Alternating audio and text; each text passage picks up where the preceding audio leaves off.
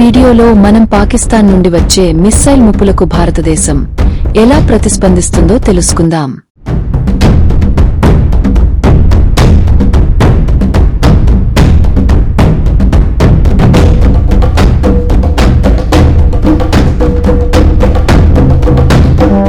భారతదేశం వద్ద అనేక ఎయిర్ డిఫెన్స్ సిస్టమ్స్ ఉన్నాయి.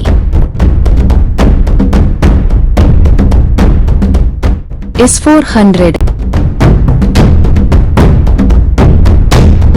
ఇది రష్యా తయారు చేసిన ప్రపంచంలోని అత్యంత శక్తివంతమైన ఎయిర్ డిఫెన్స్ వ్యవస్థల్లో ఒకటి.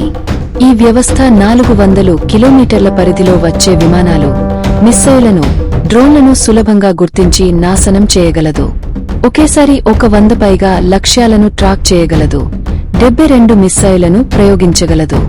దీని స్పీడ్, టెక్నాలజీ, ట్రాకింగ్ సామర్థ్యం అద్భుతం. భారతదేశం ఈ వ్యవస్థను వ్యూహాత్మకంగా పంజాబ్,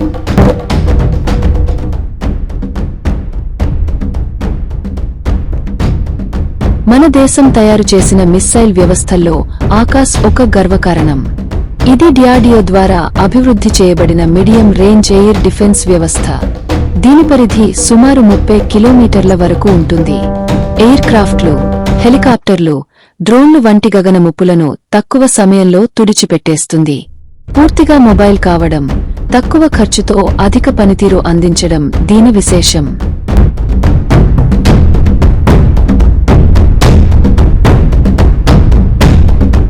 ఇజ్రాయెల్తో కలిసి భారత్ అభివృద్ధి చేసిన మరో శక్తివంతమైన వ్యవస్థ బరాక్.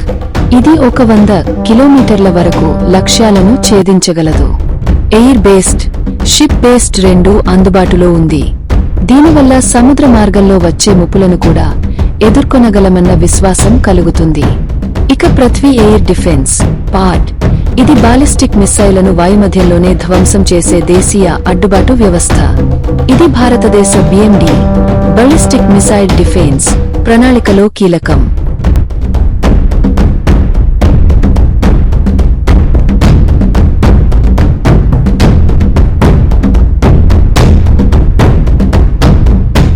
ఈ వ్యవస్థలన్నీ కలిపి భారతదేశం ఒక సమగ్ర రక్షణ కవచాన్ని ఏర్పరుచుకుంది. మిత్రులారా, మన దేశ భద్రత గురించి తెలుసుకోవడం మన బాధ్యత. మీ అభిప్రాయాలు కామెంట్స్లో తెలియజేయండి. ఈ వీడియో మీకు నచ్చితే లైక్ చేయండి, ఛానల్ను సబ్స్క్రైబ్ చేయండి. భారత్ మాతా కీ జై.